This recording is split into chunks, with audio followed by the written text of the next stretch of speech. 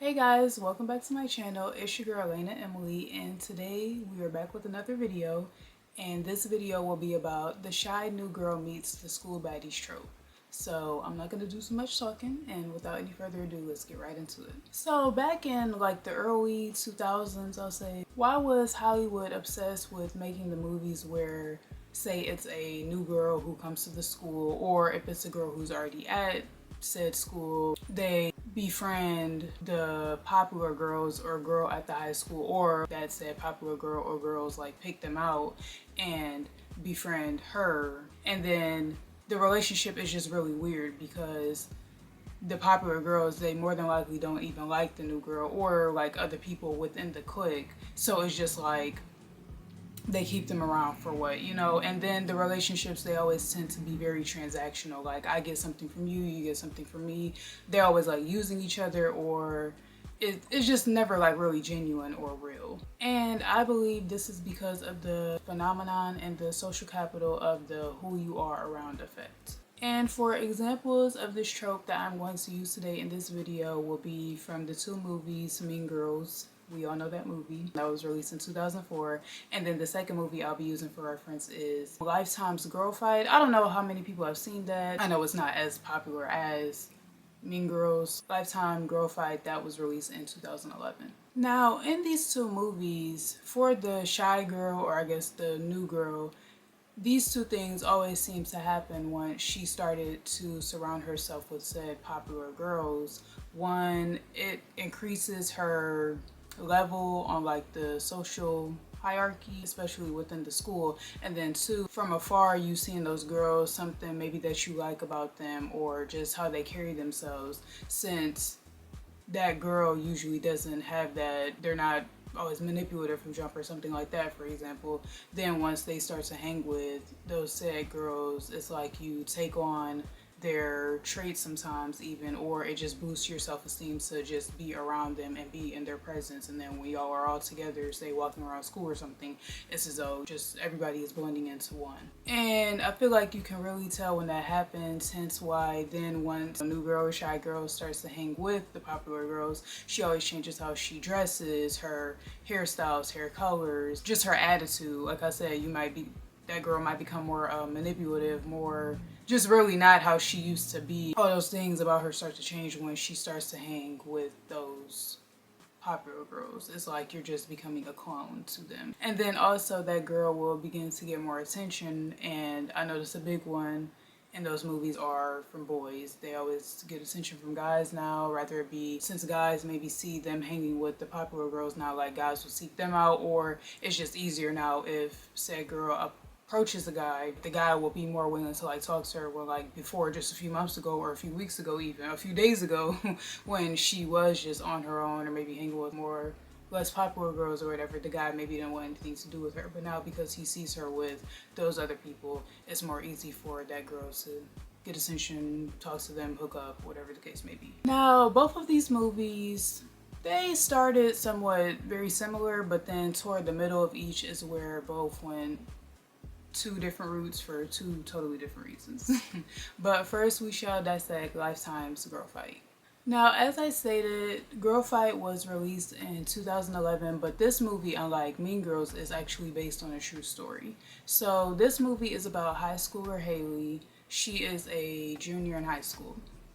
Now, she was already going to the school, unlike in Mean Girls. She's not like a new girl to the school. She's already been going there, but she's just kind of like more shy, reserved, unpopular. Her and her friend Dana, they aren't, you know, a part of the more popular people. They're kind of like the real smart ones, not like geeks in a way. Dana, she does dress a little different from Haley, so I guess Dana kind of dresses more like geekish, how they would in the movies, you know, like with the glasses, flannels, things like that. But anyway, so yeah, they're both juniors at school, but Haley, she takes advanced classes, and one class specifically is math, and she takes that with seniors. At school, when Haley will be in math class, I guess they will have like their little inside jokes and things like that, and Haley, you could tell she would feel like left out, but it's also like it will be a mix of like feeling left out, it seemed, but then she would also be like really wanting their approval and wanting to talk to them. And I get it, because it's like if you have a class with them, whatever, but I just feel like, you know, if the people aren't giving you attention naturally, then like don't be kind of yearning for it, but that's what she was doing, and that's why I feel like she went wrong. So the girl who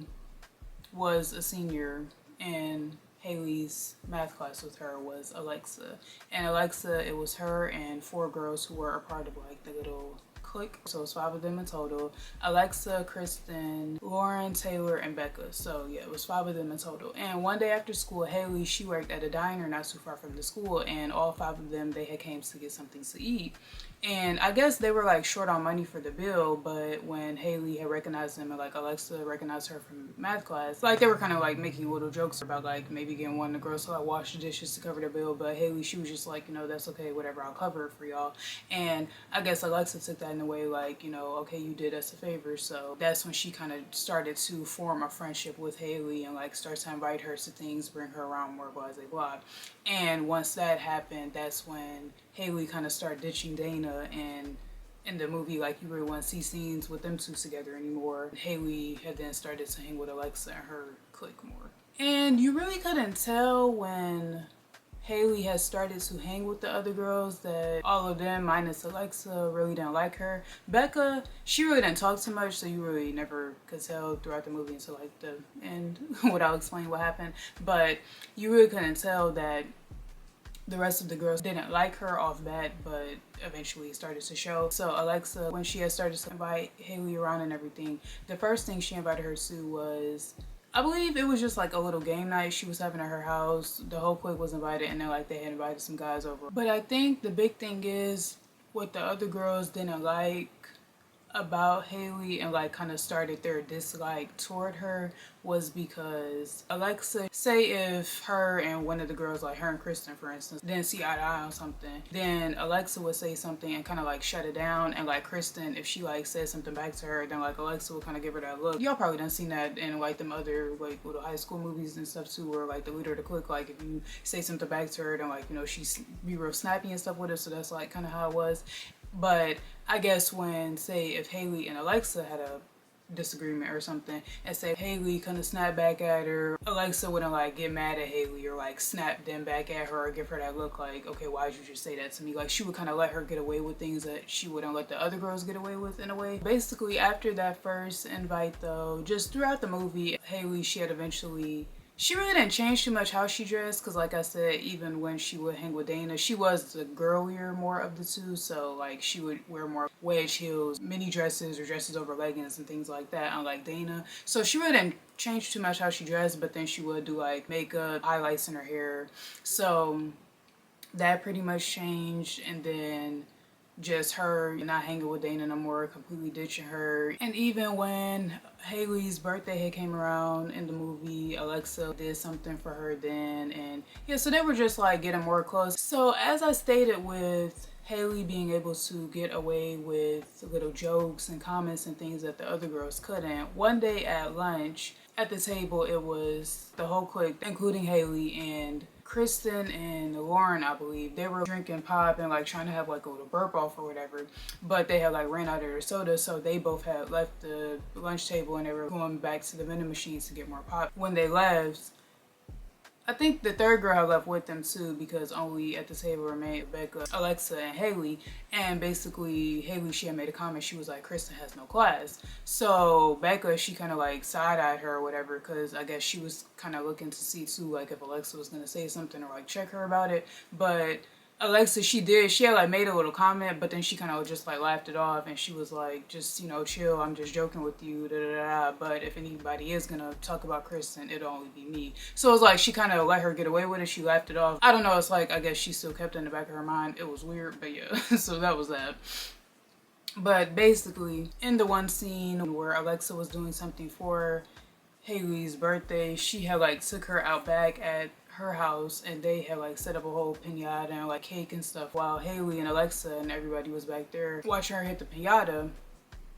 Lauren and Kristen were in the kitchen in the house, and Lauren basically told Kristen about what Haley has said. Now me, that really wasn't that big of a deal, I don't know, but of course, you know, these movies, they gotta make everything catty and petty and stuff. I feel like that's one of the first things that actually start pushing their dislike for her more. And then since they actually had evidence of something that was said now, Haley, she would also be acting weird toward her family as well, because even around her birthday too, that same day, she was only supposed to go after school to Alexa's house, do like the little celebration there, and then be home by like 6 or 8, I think, because she was gonna have like dinner with her family and her little sister.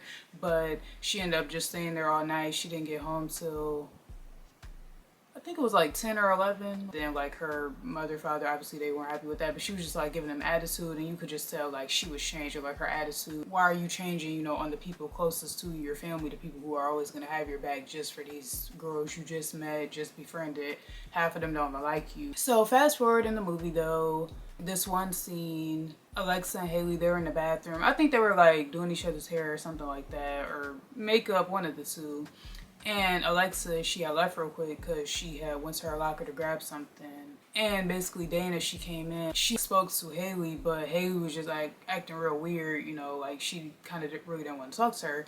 And Haley didn't know, but Lauren was like lingering by the bathroom door. I don't know when she came in there, that girl spawned out of nowhere, but basically she was like lingering by the bathroom door to wait to see what their interaction was going to be. So Dana was just like, you know, why are you still hanging with them? You really don't like them, da da da da da. And I forgot to mention this, but at the beginning of the movie, I think they had some little, it was similar to like MySpace, Facebook type of thing. You could like post on each other's walls, you know, make little comments, things like that. And in the beginning of the movie, before Haley had started to hang with any of them, she had, I think, posted on Dana's wall. Dana had like kind of mentioned that, and since Lauren had overheard that, she took note. A few days later, they were sitting down by the lake, all 6 of them. While editing, I realized the part right here in the movie, I really didn't explain it too well as to what happened and why Haley did get up to go to the bathroom, because she didn't actually have to use it. It was another reason. So I'm just going to insert that clip right here so you guys can watch for yourself. Right in. Yeah, this is What did you do that for? Fun. Do you hear her mouth? No, but I do hear yours. You think you're so mature? I'm almost 2 years older than you. Yeah, and I'm going to Oregon State this fall. Where are you going? She doesn't have enough credits to graduate. I'm gonna go wash this off, but please don't do that again. While she was in the bathroom, basically the girls had told Alexa about the comment that Haley made about her. So when Haley eventually came back from the bathroom, everybody's gone and only her stuff is there in her little beach towel. She's like, wait, what? So she calls one of the guys who she had met like earlier in the movie, I guess at that first little hangout, and he had picked her up. And me personally, if I came back from the bathroom and everybody who I was just there with left me, I would think it was suspicious, something was up. I would just see them maybe that next day at school, or just maybe call them. If they don't answer, you know, hey, it is what it is. But I don't know, she like called them. They was like taunting her, giving her attitude. Why would you come to their house? And then it's like 5 of them. You don't know what they have planned. Obviously, they just left you, so it's obviously a problem. It's beef. They don't like you. Something going on. In her head that day, 2 plus 2 was not equal to 4. She asked the guys to drop her off. He did. She came in the house. They were questioning her, just pushing her, taunting her, all that, and then they eventually jumped her. The only person who didn't touch her, ironically, was Alexa. Becca, she only like hit her once or twice. She didn't like do that much, but she did still get physical. Basically, that's what happened. They all jumped her, and then they drove her to her house and then just left her on her front lawn. And then I think that's eventually when her parents that came out saw her, took her to the hospital, all that. And long story short, the ending was just, once she was in the hospital, detectives, doctors, they were, you know, questioning her, just seeing what she could remember. She was bruised and stuff pretty badly, especially like in her face area and everything. And they were even talking about how she might have hearing loss out one ear, vision loss out one eye. After she eventually got released from the hospital, her mother had came to Alexa's house one day, and Alexa, she actually lived with her grandmother, and her grandmother didn't really even know about all of that, or know that it was a video recorded of the whole them jumping her. So once Haley had told her mother that it was a video, Haley's mom, she basically demanded it. But since Alexa, she was there that day too when Haley's mom had came to get the video off the little flash drive, and since she was kind of acting like, oh, I don't know what you're talking about, da da da, she didn't end up getting it. But eventually Alexa's grandmother did bring it over to Haley's mom at their house, and you know, she got it. They showed it to the detectives and everything, and that was that. it was a court case, and I think Haley, she did let them off pretty easy. She just thought they were going to get some minor little punishment or like a community service type of thing. She didn't think that, even though I guess in her head what they did to her was bad, she didn't think that a really long sentencing or something was needed, because I think they were talking like 5 to 10 years per girl. In her head, she didn't want that to happen, and she didn't want to be looked at weird at school and things like that. But me, girl, personally, they would have been in jail. They would have been under the jail. They would have been in there as long as they could. I don't care if you're 15, 16, 17. Yeah, you might have had like things set out, ambitions, plans, goals, whatever, but for what they all did to her, that was foul and it was not needed. Like I said, I get it in this case. Well, since this was based off real life, if this was just a movie, I get it, because a lot of those movies back then were just really petty and things like that. If this was actually based off real life, the way I would have had them, I would have wanted them always to get the longest sentences possible. So yeah, that wraps up that movie. So now we're going to move on to Mean Girls and dissect that. Tina Fey's Mean Girls. So Mean Girls, as I stated, was released in 2004, and this movie is about high schooler Cady. Ironically, she is a junior as well, and she moved from Africa to Illinois with her two parents. And she starts at a high school. This is her first time being at high school because she was always homeschooled when she lived in Africa. And the first few days of high school, they were pretty rocky for her, but then eventually she befriended Janice and Damien, the dynamic duo. Being the new girl, really like it seemed like the first 2 weeks, she did get a lot of attention because, you know, just being the new girl to the school, people would be curious about you, things like that. It happens. And she got attention, like I said, from a lot of people, but from the Plastics, that consists of 3 girls: Regina, Gretchen, and Karen. Now, once Cady had told Janice and Damien that the Plastics basically wanted her to, like, not really join their clique at the time, but just they wanted her to start to hang out with them and everything, Janice, she was real hype about it, and she took that as an opportunity because due to prior events that didn't go in Janice's favor, Janice, she was all bored. She was like, well, just hang out with them just for fun basically, and after you hang out with them, say like during the school day, you can just come over my house after school, me, you and Damien, we can just laugh at what they say, little things they do, whatever they have going on, blah blah blah, and that just be that. And Cady, she was on board with it. She was like a little hesitant at first, but then she was on board with it. But of course, you know, eventually, as with Haley in the other movie, she, you know, got sucked into everything and things went left. And everything being boys, dressing different, lying, becoming manipulative, just attitude changes. And although Cady, she really didn't like Regina per se, she still wanted to be around Regina and wanted her approval. And although Regina, she really not even didn't like Cady, but I think just because she got so used to just being a horrible person, literally to anyone around her, even her friends or people she wanted to befriend or just have any type of relationship with, she just, you know, in her eyes, she wasn't doing wrong. Now, as I stated, Cady, she was on board with the plan that her and Janice came up with, but this event is what caused everything to kind of go left, the Halloween party. Basically, Cady, ironically like Haley in Girl Fight, she took advanced math with seniors, and from the beginning of the school year to like the beginning of October, her and Aaron Samuels, that's who her like crush was or whatever in her math class, they would have like little conversation or whatever, but she had kind of like wanted to speed things up with him and possibly have a relationship. So one day in math class, he invited her to the Halloween party that was happening. So the night of the party, when she had came, he had asked her, you know, do you want anything to drink? So he goes to like get her some punch or whatever, and he sees Regina there.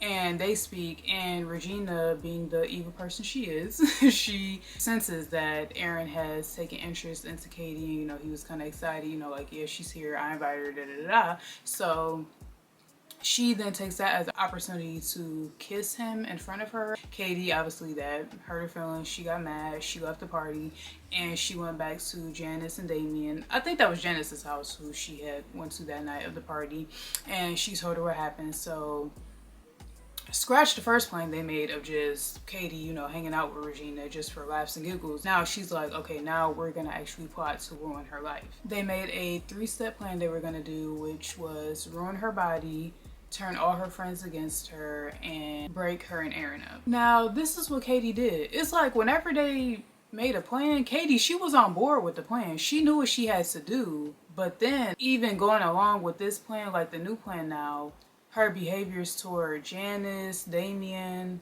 the Plastics, her parents, just really everyone around her just started to change. And she mainly started to lie a lot, and then she would become very manipulative. And to bring it back to like Haley, like how I said, as she started to hang with Alexa and them, she just started to get kind of arrogant, change up toward her parents. The birthday situation, how she didn't even care to like spend it with her family when that was something it seemed like they would do every year, like a tradition type thing. But it's like now, since you have these new people, you just forget about the people who actually matter and care about you.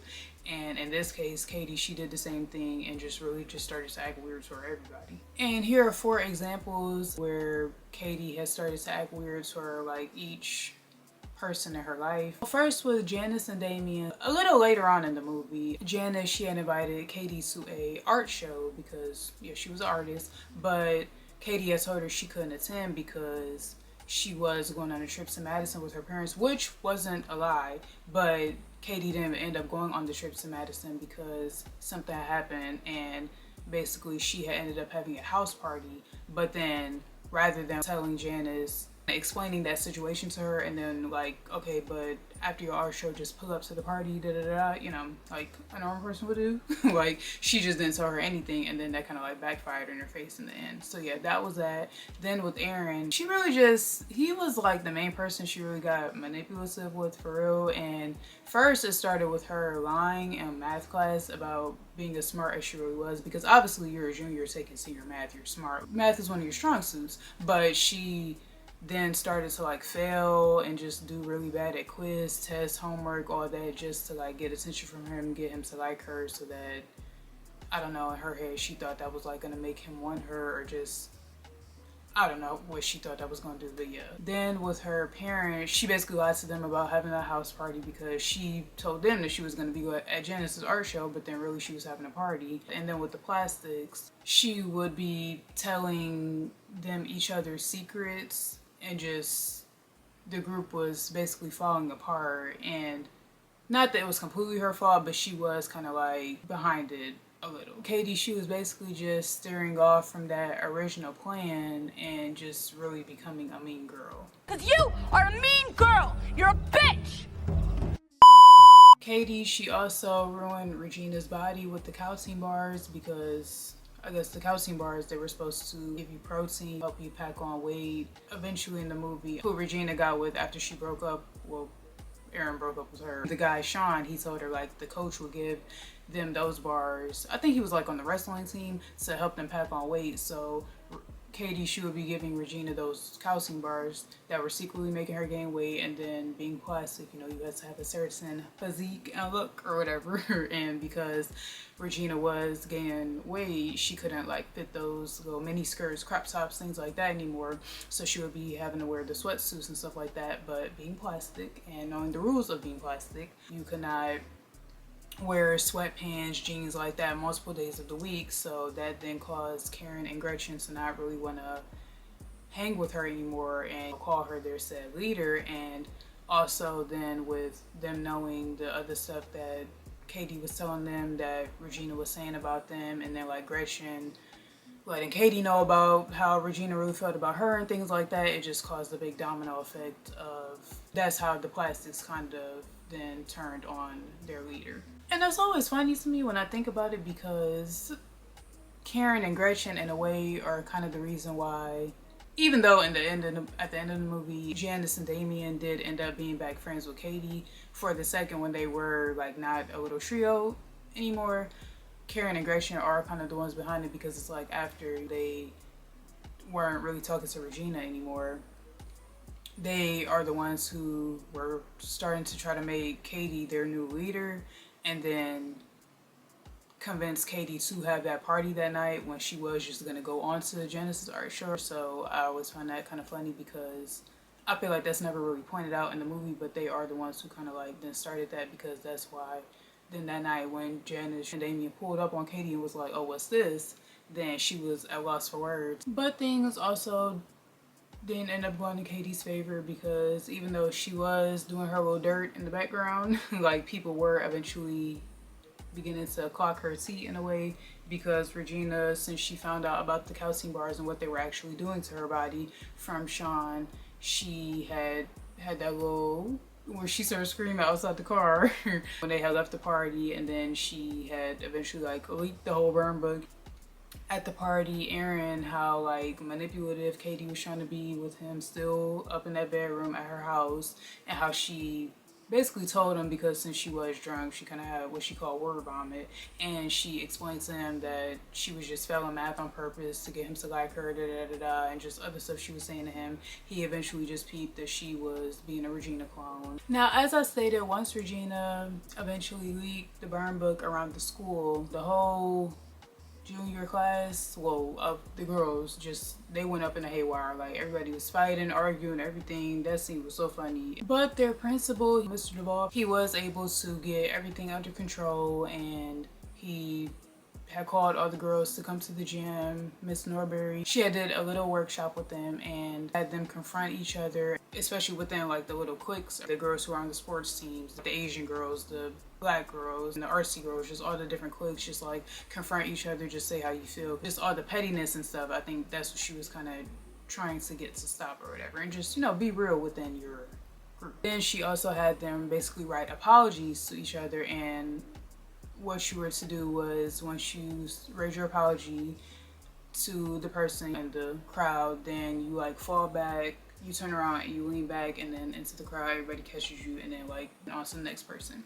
And basically people were going, and Janice, she had went up to do her apology, and it was gonna, I guess it was always going to be toward Regina, but she had actually wrote something down. But once Regina had made the little comment about, oh, her diving into girls, that was the little thing that happened way back when, how Regina had basically outed the school that Janice was a lesbian, so that's why they had that whole little problem between them two to begin with. But since Regina had stated that, obviously that brought up a little flame in Janice, so she just basically said, F what I just wrote on this paper, I'm just gonna be real and tell it off the dome. So, and that's when she basically had verified, the little Regina basically had knew from what Cady was doing behind her back, and like what was just being said behind her back and stuff like that, and then even more. And once Regina found that out, she got upset, she stormed out the school, and her and Cady, they had like a little argument or whatever in front of the school, and then that's when Regina died, got hit by the bus. But basically the spring fling, it comes around, because that was like the big dance that everybody was looking forward to at the end of the movie. Cady, she had went out that night, she had a little math loose competition, but then afterward they all went on to the spring fling afterward, and she was actually one of the candidates for the spring fling queen. She won, gave like a little speech or whatever, and basically all the friendships were kind of rekindled toward the end of the movie. She was back cool with Janice and Damien, then she got with Aaron. Regina, all of them, the Plastics, they weren't a group anymore, but they all just were cordial with each other. I do think the only person within the Plastics though who did actually need somebody to follow or just have to be a part of something was Gretchen, because at the end of the movie when they show like everybody just kind of doing their own thing, she was a part of, I forget which clique she joined. I think it was like with all the like Asian girls. Like she changed her hair to how they had their hair, like with the middle part just straight, like the little bust down, the middle part bust down, and then she even changed her clothing and stuff. So I think she was the only one who actually needed to be a part of something. But yeah, everybody else kind of just, you know, was doing their own thing, and just they were all. With all that being said, it seems like both of these movies follow a similar outline, and that outline being either the new girl or the shy girl at the school have been doing their own thing, and then eventually gets picked out by popular girl or popular girls, and then the leader of the clique or the leader of the popular girls, and then that said girl, they get close. So they either get close and it is actually a genuine friendship till something happens, like what happened in Girl Fight, or they just get close and the friendship isn't even really genuine. It's just them basically benefiting and taking from each other till something happens still, like what happened in Mean Girls. Then usually a event happens where the leader and that new girl clash. In Girl Fight, that event was Haley getting jumped. In Mean Girls, that event was basically the leader outing her posse and just finding out that none of them really messed with her anymore or really likes her. And then in Girl Fight, I guess the ending of that, which is basically all the girls they did, you know, minus Haley, they did all end up being cool still, but then they just had to face their, you know, consequence for what they had did to Haley.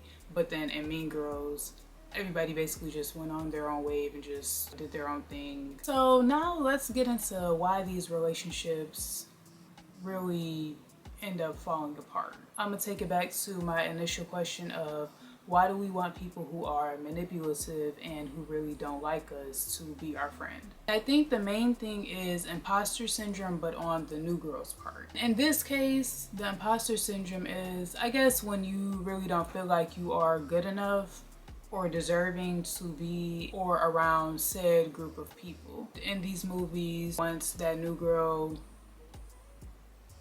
puts herself in that situation of being around the people and like starting to surround herself with them, once she realizes she's really not even like them, then that's when the tensions rise, and she does still end up mimicking those ways of the popular girls, but from the initial of once she does realize that she is really nothing like them, and once they start to do the things to her that then opens her eyes, so she sees that like, whoa, like these people are really weird, then that's when it's like those underlying tensions or just tensions rise within the whole group. And the new girl, it seems like she always tends to go through these 4 phases of being obsessed with the popular girl or just liking something about her that attracts her to them, becoming friends with the popular girl, hating the popular girl because of usually something that the girl does to them that hurts their feelings or something that they said that hurts their feelings. But then in the end, the last phase is still wanting approval or still wanting to just be in good graces with that person. And I feel like the popular girls, they usually use that to their advantage. Seeing as the popular girls, they can like read people very well. So if they can read you and see what type of person you are based off, you know, body language, just little things about you, then that's when they kind of know what your mindset is and stuff, so they kind of like use that to their advantage, and they already know those phases that that girl is going to go through. It's like they can kind of like know situations in a way before it happens, and they basically just know how that girl will probably react and everything to what will happen throughout the friendship. So this brings me to my next question of why do they always end up turning on each other? And this, I'll say, can go for both movies. Usually, since the new girl never really thinks that the popular girl or girls are as mean as they really are or can be how everybody says that they act, they really don't see that. They are kind of like in denial. So then once they see that, even once creating a little friendship or, you know, just being cordial with them, that they can actually turn on them, be mean to them, do rude things to them, betray them, then that kind of like opens their eyes. But they always have to experience it for themselves. They can never just like, you know, take other people's word and just move at caution. And then that always results in the girl wanting payback, or if they do still want to try to rekindle the friendship between themselves and the girls, then they'll try to do that and explain themselves or just get answers for why they are acting that way toward them. Now in Girl Fight, Haley, she never really had anything against Alexa from what I can remember. Yes, at the beginning of the movie, like how I mentioned, her and Dana did go online and make those tweets about Alexa, but that was mostly just how they felt at that time, and that was before her and Alexa had started their friendship. But I feel like if they had started talking before then, she wouldn't even have made those tweets about her. And that was just from a far off observation as well. She had never actually hung with Alexa or really got to know her. So I feel like that's where that was coming from too. Because once they had eventually became friends, Haley never really had anything bad to say about Alexa. She kind of held her at this higher, like she just, yeah, she saw her like as this higher. She never had anything to say bad about her. She would never badmouth her or anything. But because everybody else in the clique really wasn't rocking with Haley like that, they were just kind of waiting on standby and waiting for an opportunity. Like I said, they were just waiting till they actually had like evidence or, you know, something they could really use against Haley as a reason to not like her. And then once they got that, that's when they had brought it to Alexa, and then that's when she had basically joined their little hate train for Haley. That's when they like had thought to jump her and do all that. And because Alexa's loyalty lied with her girls who she met and, you know, were friends with before Haley, that's why it was kind of so easy for her to switch up on Haley, and she didn't feel bad about it. Now obviously the other girls didn't have no reason or didn't feel bad about turning on Haley because, like I keep saying, they didn't even like her. But Alexa, that was kind of weird from her part, because since her and Haley did actually have a friendship, why was it so easy for her to just turn on her like that? And me personally, I think it's just because she probably didn't really like Haley that much from the beginning. As I stated, the newer girl always tends to hold the popular girl at more of a higher level, or just not see them as bad as they really are until they experience it for themselves. In both movies, at the beginning, when the leader of the clique picks out that girl, they always seem to give them like compliments or like just want to be really like extra nice to them. And I think they do that because they want to kind of lure in that girl, and they do it like that so they kind of come off a little nicer. Yeah, and just not as bad because they want to be seen like that by the newer girl, because they obviously know if they just show who they really are off bat, that'll kind of scare them away or make them not want to hang with them or whatever. But if they kind of put up this facade and then later on show who they really are, that's how they decide to do it. And in Mean Girls, Regina did it by complimenting Cady's bracelet at the lunch table the first day that they had invited her to sit there with them. And then in Girl Fight, Alexa had did it that next day after Haley had covered their bill at the diner. Alexa complimented Haley's hair. I guess Alexa was just really that fake and could hide it. I don't know, because like I said, it did seem like her and Haley's friendship was genuine. But I guess also when the girls had came to her and basically told her what was said about her online, and since they actually had proof as well with the actual tweets still being up, because I don't know why Haley didn't delete them, but she couldn't look bad in front of them if she just let it go, because of course, like I said, she would let Haley get away with other stuff that she would say, or like little comments and things like that. But since this was like something different, I guess she didn't want to look bad in front of them, so that's why she just had to like turn on her like that and take the side with them. And also Haley, she was really smart. Aside from math, they would be asking her for notes, well, more so Alexa, but she would be asking her for notes with different homework and different assignments, different classes, things like that. So I think too, that's another reason maybe why she kind of just kept her around throughout the movie till the ending, because obviously you are benefiting in a way from having her around. Homework, they are in high school, that's a big thing, you know, you always got homework and stuff for your different classes and whatnot. So I feel like that's another reason why. But then I guess just once it got up to that specific point, she really didn't care whether or not she was still around to help out with work or what have you. She just wanted revenge like everybody else did. Now, as for Mean Girls, as I stated, Cady, she will be straying from them plans really fast. And I think it's because she let her emotions get in the way. After the first two little hangouts with them, Cady sitting at their lunch table, and then when she had went to Regina's house after school, Cady was convinced that Regina was like actually kind of sweet, and that she really wasn't still as bad as, you know, people were making her out to be and saying how she could be. But the more time she did spend with Regina, her opinion switched up really fast. And I also think Cady's her being obsessed phase lasted much longer than Haley's, because Cady even admitted in the movie, it was this one scene where she was like, I could tell people were getting tired of me, you know, always mentioning Regina or just saying things about her, but it was like word vomit, it just kept coming up. It's as though she couldn't help it. I was a woman possessed. I spent about 80% of my time talking about Regina, and the other 20% of the time I was praying for someone else to bring her up so I could talk about her more. So that pretty much lasted till really like a little past the middle of the movie, where Haley, it was kind of just that obsession in the beginning, but then toward once she actually started to hang with Alexa, it stopped. It seemed as though at first Cady, she really didn't mind being fake toward Regina, because since Regina had already hurt her feelings by kissing Aaron at the party, and then since, you know, the whole reason in the beginning she was even hanging with Regina was because of Janice, who was actually her friend, she figured she didn't owe Regina any loyalty, and you know, she was just gonna do what she has to do. But once at the Halloween party Regina kissed Aaron, that's when I feel like Cady's feelings kind of got in the way, and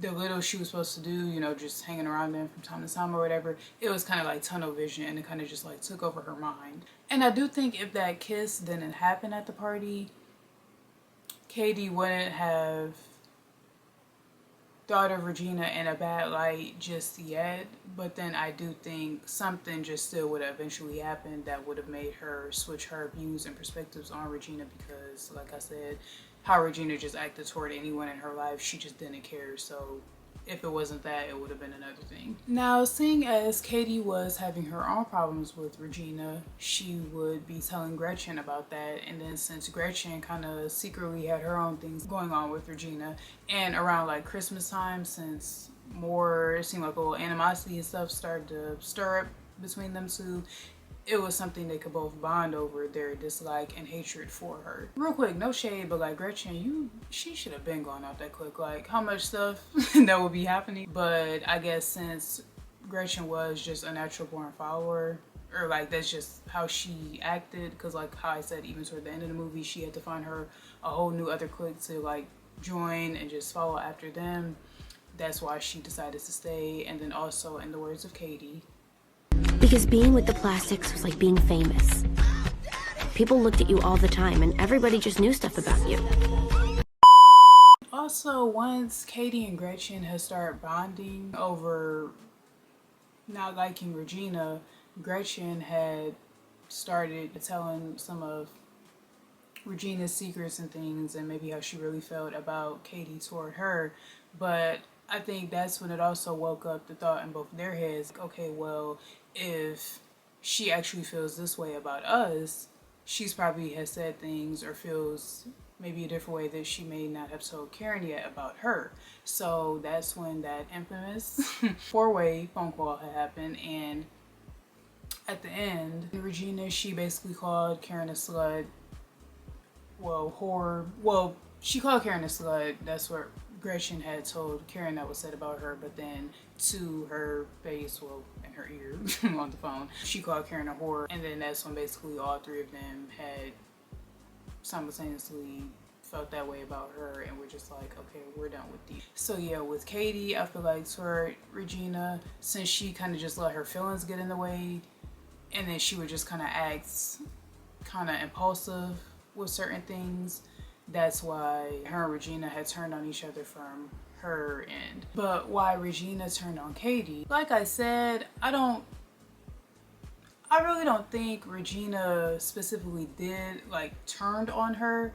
I just think, like how I said, since she was so used to acting a certain way toward anyone in her life, she didn't see any wrong in her actions toward Cady, or she just always expected people to like just put up with her BS and just stay around. She don't really expect people to, you know, call her out or retaliate back or get their lick back toward her. It wasn't until, you know, she found out about those cow team bars that she, I feel like, felt actually betrayed, because like I said, since she's always so used to people just putting up with the BS, or her just being able to, even with Aaron, like, okay, yes, he broke up with her, but then she was just able to fall back onto Sean. Like, she always maybe had another thing up her sleeve or just somebody on the back burner, but like, since with this specifically, I feel like especially with the girls in her life, like Karen, Gretchen, and then, well, now Cady, since she was always used to people like them just putting up with whatever she would do to them,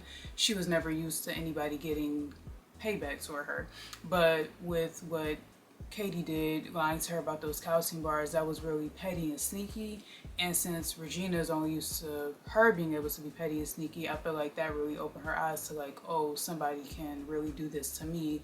And it was kind of as though she met her match finally, you know? That's what really made her mad and want to retaliate, which is why she then did what she did with the whole burn book and then leaked it around the school. But I will say, looking back, that is the only thing that Regina did get revenge for. Maybe she was a little mad too about Cady throwing that party and not telling her, but I really think the calcium bars is what triggered it, because even after Janice's apology, she did storm out the school. But I think after her and Cady were gonna, like, say if they just finished their little argument as regular, she was just gonna go back to the car with her mom and probably leave. But since that spring fling was like right around the corner, I really don't think she had any time to like really try to get more revenge toward Cady or whatever, because she was trying to just heal. And then since she was a candidate for the spring fling queen as well, she was just worried about, you know, getting back down so she could fit into her dress and just all that. She really wasn't worried no more about trying to like get more revenge or get more payback toward Cady or even Gretchen or Karen. And also thinking about it, I really don't even know what else Regina could have done, because Cady, by that time in the movie, everything was pretty much taken from her. I mean, obviously she had her parents, but they were, well, her dad was kind of cool about the situation in a way, but her mom was just like, you know, why are you acting like this? I don't know who you becoming, this is not my daughter. Karen and Gretchen, they were like kind of talking to her, but not really. Janice and Damien, they weren't talking to her. She didn't have Aaron, so I feel like even if Regina did kind of want to get another payback, I mean, she was evil. I feel like she would have been able to think of something on her own, but I don't think that it would have been anything really surrounding like Cady and her friends, anything like that, because they, like, all those relationships at the moment were just pretty rocky, so I really don't even know what she could have really done. But I do think in the end of the movie it did kind of like play in Regina's favor, because if you notice, Regina, she didn't mind not being liked or not having friends and things like that.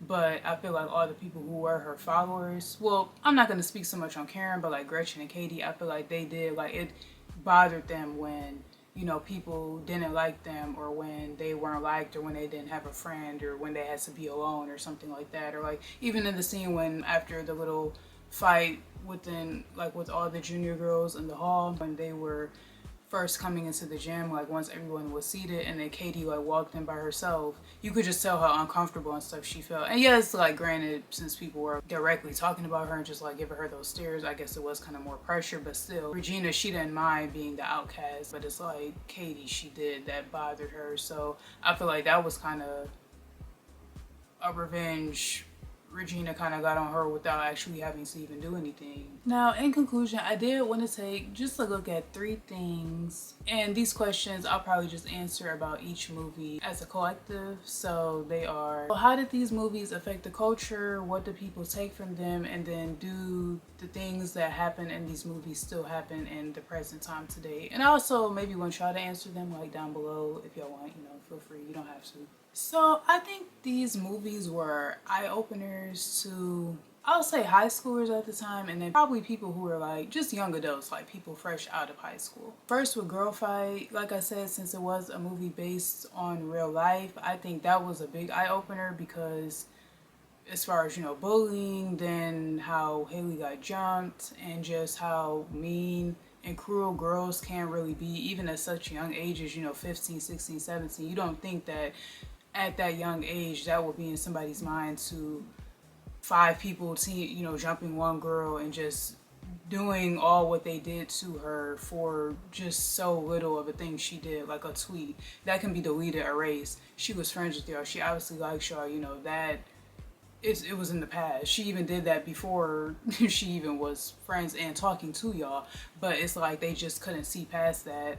Obviously with the other people, like I had stated, I guess since they never really liked her, that was kind of just ammo for them. But at least for Alexa, that did kind of make me look at her character very sideways. as to why she would just sit back and watch as they did that to her. But I think it did show too for bullies and just high schoolers, you know, never think you're too young for a consequence to be given to you. Even if you think that what you did is just small, like, oh yeah, we just jumped this girl. But that was like a whole police investigation. In the movie, they got, you know, their mugshots taken. The police had to come to each of the girls' house to get them. They were walking out of handcuffs, you know, stuff like that is actually serious. So I just feel like too, that just showed people probably that you might think that, even like say in the past, if you done got away with jumping other people with your friends or just fighting period or doing like different crimes and things, that might be that, but one day it is going to catch up to you and you will actually have to face a bigger consequence or just an actual serious consequence, even one, you know, where the police may be involved or something like that for something that you've done. With Mean Girls, I think that this movie just really just showed how petty girls can be. But I think it also shows that it is okay to not fit in. It is okay to be an outcast, to stand out, to be different. It's okay to be a part of a clique who is not, or just a friend group that is not popular and looked up to, and that people roll out the red carpet when they're walking down the hallway at school. You know, it's okay to just do your own thing and be you. And also with this movie, with like the situation with Cady and Aaron, I think people could probably take from it, or you know, back then people probably took from it, you know, don't try to change who you are for people, like how she was trying to be bad at maths to get him to like her and get him to tutor her and stuff. Like, don't do that. Just be who you are. He'll either like you for that or he won't, you know. And don't try to also mimic other people's relationship with somebody and have that be your relationship with somebody, like how Regina was, you know, how she would act toward him or whatever. And I guess Cady maybe wanted that to be their relationship, and you know, her just be real manipulative, kind of bossy with him or whatever. But it's like, he liked you originally for you and who he met when you first came to the school, but now that you're becoming somebody else or really just mimicking the old girl that he used to date, he's gonna put two and two together eventually and be like, okay, I'm not messing with this. And for the do these things still happen in real life today, I think just like taking a little certain things from the movies, they do still happen. Specifically, I guess with bullying, I know that still happens. And obviously with nowadays social media being a big part of our life, cyberbullying now I feel like it's more prominent, especially with all these new social media platforms. And since more people, it seems like at younger ages, starts to get accounts, especially for like Instagram, Snapchat, things like that. Like it could be 10-year-olds on Instagram, TikTok even, that's a big one. At those younger ages you get exposed to more, and then you'll be kind of, well, I guess depending on, you know, the situation, all that, you might be a candidate, unfortunately, for cyberbullying or just, you know, in-person bullying even at schools.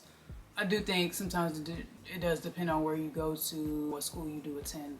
And then in these movies, I do notice they sometimes tend to exaggerate the whole clique thing a little, but just people hanging with their certain group or whatever that is still, that, you know, still happens in schools. And I feel like especially high school, since like with all the different sports teams and things like that, how like basketball players hang together, football players, maybe the kids who are in the orchestra, drama club, chess club, things like that, that still does happen. Like I said, I think they do exaggerate it a little in the movies, like how it'll be like beef or tension and stuff between the different groups. Not that that can't happen, but you know, just how they do it. But that is something that still does happen. And lastly, how Regina and Alexa acted, I'm pretty sure from when you started school in kindergarten to when you graduated, you know, senior year, or even if you went on to college, I just feel like everybody probably at least knows one girl who kind of acted like one of them or just had a few of those tendencies, characteristics, things like that, that Regina and Alexa had, and or just even, not even them specifically, maybe like one of the girls who were in their cliques, like maybe knew some girls who had jumped somebody before, you know, just something little like that. Or maybe you knew a girl who acted like Karen, somebody who acted like Gretchen who was a follower, you know. I feel like just in everybody's school experience period, whether it happened when you were in elementary, middle, high school, college, everybody at least knows one person who maybe acted like somebody in one of those movies who were a part of the little cliques. So yeah. But thank you guys for watching. That is my take on this trope, and I hope you guys enjoyed. Please leave any comments below, like I said, to answer the questions I mentioned toward the end of the video, or just any thoughts you have, period. Don't forget to like, comment, and subscribe, and I will catch y'all in my next video. Peace out. My darling, I love you, I love you, I love you, I love you.